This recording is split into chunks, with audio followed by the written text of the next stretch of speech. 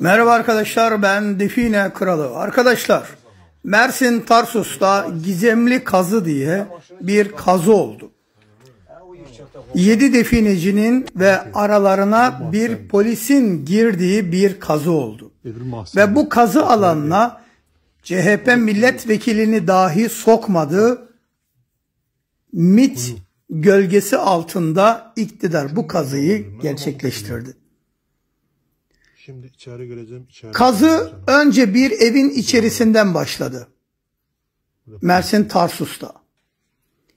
Evin içerisinde büyük bir aşağı doğru giden bir tünel keşfedildi. Yani kuyu. Aşağı doğru giden büyük bir kuyu. Yaklaşık 15 metre derinliğinde bir kuyu. İçi toprak dolu. Ve bu kuyu sonunda bir gizli kapıyı açtı. Bu kapı bir futbol sahası büyüklüğünde, içinde odaları ve hazineleri olan ve içinde tarihi kitaplar, binlerce obje, heykeller, zümrütler, elmaslar ve Kral Dakyanus'un lahiti ve hazineleri bulundu. Bu iş önce Vatikan'dan bir Ermeni asıllı kadının buranın haritasını alıp gelmesiyle başladı. Ve Ermeni asıllı kadın 7 tane defineciye ben sadece buradaki özel parçaları alıp gideceğim. Bir kısmı da sizin olsun ama beni ilgilendiren tarafları tarihi kitaplar ve özel 3-5 parça dedi. Ve defineciler bunu havalandırmanı görür müsün? Dediğini yapmaya başladı. Havalandırmadan güneşin ve definecilerin arasına İbrahim diye bir polisi devlet sızdırdı. Kuyunun ağzına vurur. Girişine polis de definecilerle birlikte kazmaya başladı. Ve kazım sonunda hazinelere ulaşılınca polis ekibe haber verdi. Abi ve bak, ekip bu da kuyunun içinden çıkmış. Onu tut.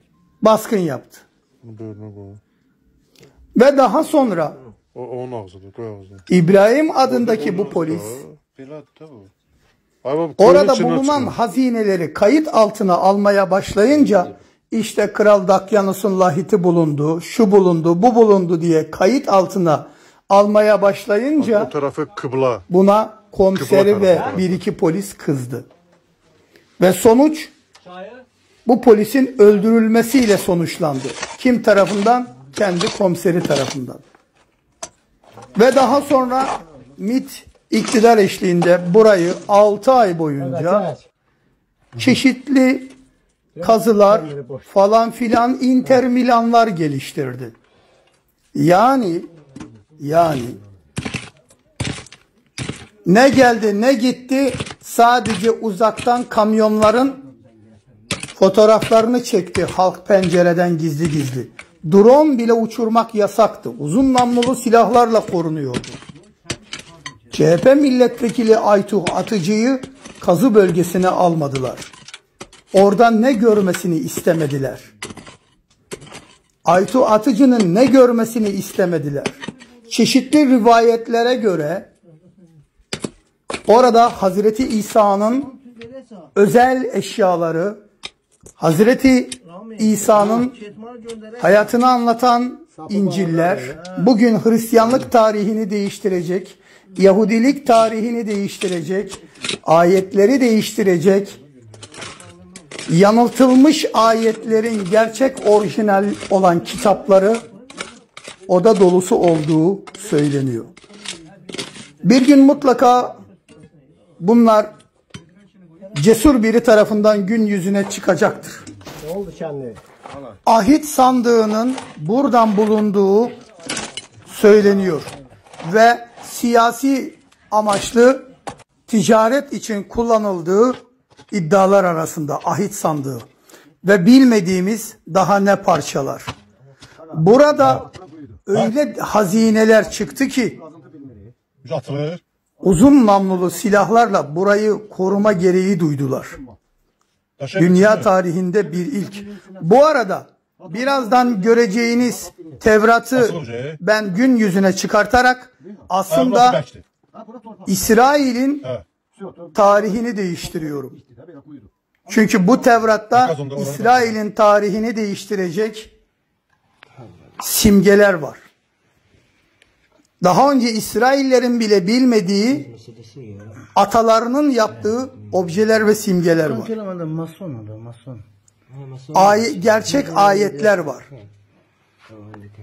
Bunu siz anlayamazsınız ama onlar iyi anlayacaktır. Yani bu kitabın değerini onlar iyi anlar. Ne dediğini iyi anlar. Gizli tapınaklar var. Aklınıza, hayalinize gelmeyecek, hiç düşünemediğiniz objeler var.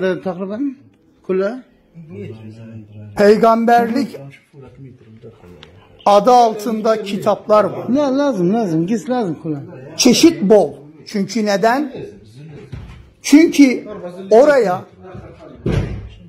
Ermeniler burayı yıllar önce keşfedip dönemin bütün hazinelerini de oraya saklayıp çeşitli dönemlere ait hazinelerde saklayıp gömmüşler. Evet, şu anda görmüş olduğunuz kitapta arkadaşlar Hazreti Musa'nın birebir yüzünü, şeklini ve fiziki görünümünü altın baştan başlıyorum bak. Yazmalı bir Tevrat. İbranice yazıyor ve işte bu Tevrat gerçek Tevrat. Hazreti Musa'nın hayatından kesitler veriyor ve bugün Yahudilerin kullandığı birçok simge burada var. Hazreti Musa'nın gerçek yüzünün ilk defa kitabı. Ve bakın bu da bir Yahudi simgesi ama bu simgeyi daha Yahudiler kullanmadı çünkü bilmiyorlar. Bakın bu çiçek yıldız Yahudi simgesi ama bugüne kadar şu kitap çıkana kadar ben bu videoyu atana kadar birçok Yahudi bu simgelerden haberi yoktu. Ama bazılarını kullanıyorlar. Mesela 7 başlı Şam'dan Davut yıldızı ama Yahudiliğin simgesi olan bakın şu yıldızı mesela Yahudiler kullanıyordu ama ortasında üçgen yoktu. Bu üçgen piramit dolarda var. Dolar var ya para. Üçgen piramit var orada. İşte o üçgen piramit doların üstündeki piramit Yahudiliği temsil eder. İşte benim sayemde de Yahudiliğin gerçek simgeleri de bu şekilde gün yüzüne çıkmış oldu. Bu kitap gerçek. Hazreti Musa dönemine ait bu kitap. Nereden bulundu? Evet, gördüğünüz gibi çeşitli hazineleri görüyorsunuz. Dönemlere ait farklı farklı. Evet arkadaşlar. Böylelikle gizemli bir hikayenin de gün yüzüne çıkmasına vesile oldu. Toprak ne hikayeler ne sırlar barındırıyor. Toprak ne dinleri toprağın altında saklıyor. Ne ayetleri saklıyor. Bildiklerimiz yanlış, yanlışlarımız doğru mu? İşte bunu bu kitaplar çıkartıyor. Şimdi bu kitabı ben YouTube'a, TikTok'a attım ya. Şimdi emin olun bunu her satırını tane tane okuyan din adamları var. Ülkeler var. Belki diyecek bazıları, ulan bu kitabı niye hiç yayınladı bu? Bu saatten sonra dinimizi değiştirttirecek. Arkadaşlar bu kitap dünyanın en pahalı kitaplarından birisi. Şu anda definecilerin elinde. Definecilerin elinde. Verin parasını, adamlar da getirip versin size, değil mi arkadaşlar? Yani defineciyi müzeden ürkütürseniz adam gelir mi? Gelmez. İşte onun için biz diyoruz ki devlet definecilere şefkatli olsun. Devlet definecilere sahip çıksın. Ne lazım gis lazım. Hapis cezaları kaldırılsın ki defineciler de bu tarihi getirip müzelere versin. Devlet kazansın, kültür kazansın, tarih kazansın. İşte onun için definecilik kanununun değişmesi lazım. Definecilere hiçbir şekilde maddi manevi asla ceza kesilmemesi lazım. Yoksa bu gibi tarihler evlerin bir köşesinde hep saklı durur. Bakın Hazreti Musa'nın birebir halleri, hareketleri Furkan baştan başlıyorum bak böyle bak abi. ve bugün Yahudilerin kullandığı simgelerin doğuş tarihi. Var mı ötesi? Yok. Şu kitabın içindeki bilgiler milyar dolara alamazsınız. Şu kitabı almaya kalkın 2 milyar dolara alamazsınız. Mesela bu kitap İsrail'in eline geçse, İsrail size bu kitabı 10 milyar dolara bile vermez. Bırakın onu, göstermezler bile. Her şey para değildir. Size yazın para. Evet. İşte biz diyoruz ki devlet definecilere sahip çıksın.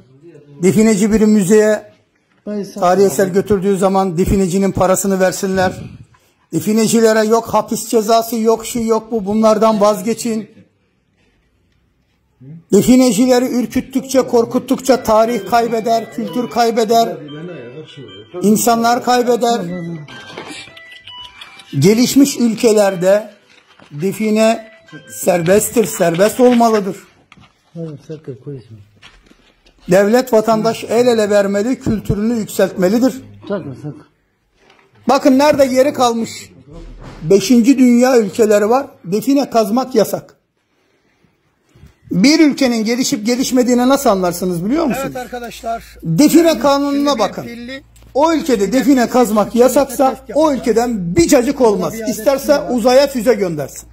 Yaklaş şöyle, çünkü şuraya takalım.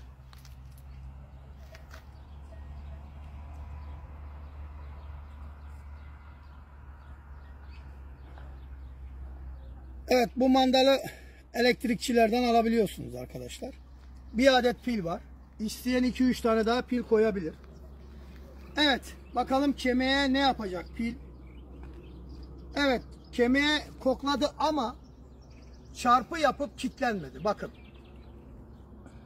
Çarpı yapıp kilitlenmedi, açtı. Yani kemiği kokladı, enerjisini götürüyor. Bu tarafa doğru gidiyor. Tamam. Şimdi yaklaş. Şimdi bu pili sökeceğiz. Pili söküyoruz. Ve kemiğe tutacağız. Bakalım aynı tepkiyi verecek mi? Geldik, üstüne doğru gidiyoruz. Çarpı yaptı. Ve açılmadı. Ben açıyorum. Yine kilitleniyor. Ben açıyorum. Yine kilitleniyor. Yani arkadaşlar buradan anladığımız olay şu. Yaklaş. Bakın bu bir adet Duracell bakır başlıklı pil. Böyle. Bu pilli olduğu zaman metale, bakır, gümüş, altın heykellere, metal objelere daha fazla gidiyor. Pil takılı olduğu zaman. Pilsiz olduğu zaman boşluğa ve kemiğe daha fazla gidiyor. Bize hangisi lazım? Pilli olması şu durumda daha iyi. Yani pilli olması daha iyi. Siz pili 2-3'e çıkartabilirsiniz. Elektrikçide güzel aparat yaptırabilirsiniz bunu. Yani pilli olması çok daha iyi arkadaşlar. Evet. Bakın kemikten gelen enerjiyi kokluyor ama sonra atıyor. Nereye götürüyor? Gel bakayım. buraya getirdi. Peki burada ne var? Yaklaş. Bu çubukların ucunda altın var. Gold. Gold. Ucunda altın var. Bakın. Hemen altını çekti. Demek ki pil çubuğun metale daha çok gitmesini sağlıyor. Hoşça kalın. Kendinize iyi bakın. Merhaba arkadaşlar, ben Define Kralı. Bu da 316 saf kromdan yapılan, su ve doğal kayalara gitmeyen alan tarama arkadaşlar. Bundan almak isteyenler YouTube Define Kralı kanalı